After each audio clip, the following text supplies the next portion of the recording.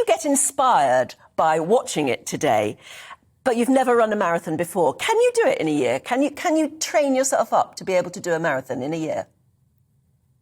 Absolutely. A year is a long time. Actually, we have less time for the London Marathon just now because it's always historically been in April.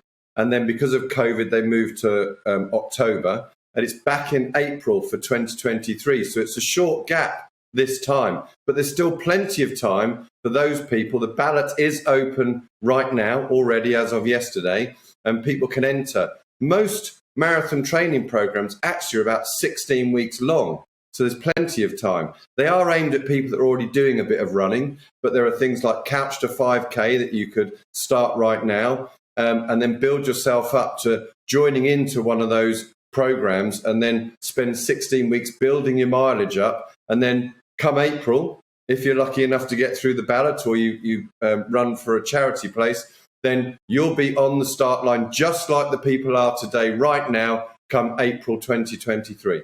There might not be very many runners of today's marathon who are watching or listening now, because you've probably got other things on their mind. Yeah. But there might be plenty of family members of people who are doing it. What do they need to know? What happens after running a marathon, especially for those people who aren't, sort of regular sort of athletes, if you like? What do they need to do to keep their muscles sort of still going after this sort of ordeal? Yeah, so after the jubilation of crossing the finish line, whether you've hit your desired time or not, then you're on this high. Your endorphins are rushing. You find your family, and the classic thing is to go off and do a bit of celebrating. Maybe sit down, have some prosecco or a few beers or ciders, and the athletes will want to eat. They'll want to eat and eat and eat.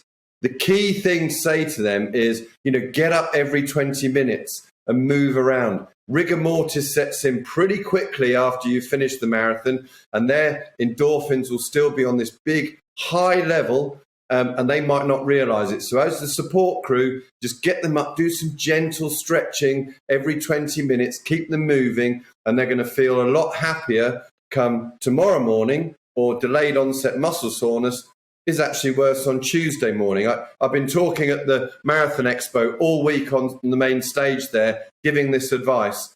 Don't take Monday off work. Take Tuesday off work. That's the day that they're going to feel the stiffest and the sorest from the marathon, walking backwards down the stairs in the morning because their quadriceps are hurting so much. So look after those athletes that have done that great thing and manage their expectations about how they'll feel Monday and Tuesday. What can you describe for us? What is it like actually crossing that finish line, no matter what your time? It's just incredible. And there's a wonderful Martin Yelling, who's the coach, and he was joining me on stage all week. He says to people, imagine your future self 10 years down the line, 15 years down the line, being so proud of you crossing that finish line. Coming down the mile, that wonderful feeling that you're just about to complete this thing you've been working for many, many months. And the feeling is euphoric. People have spoken outside of the birth of their children. It's the greatest moment of their life.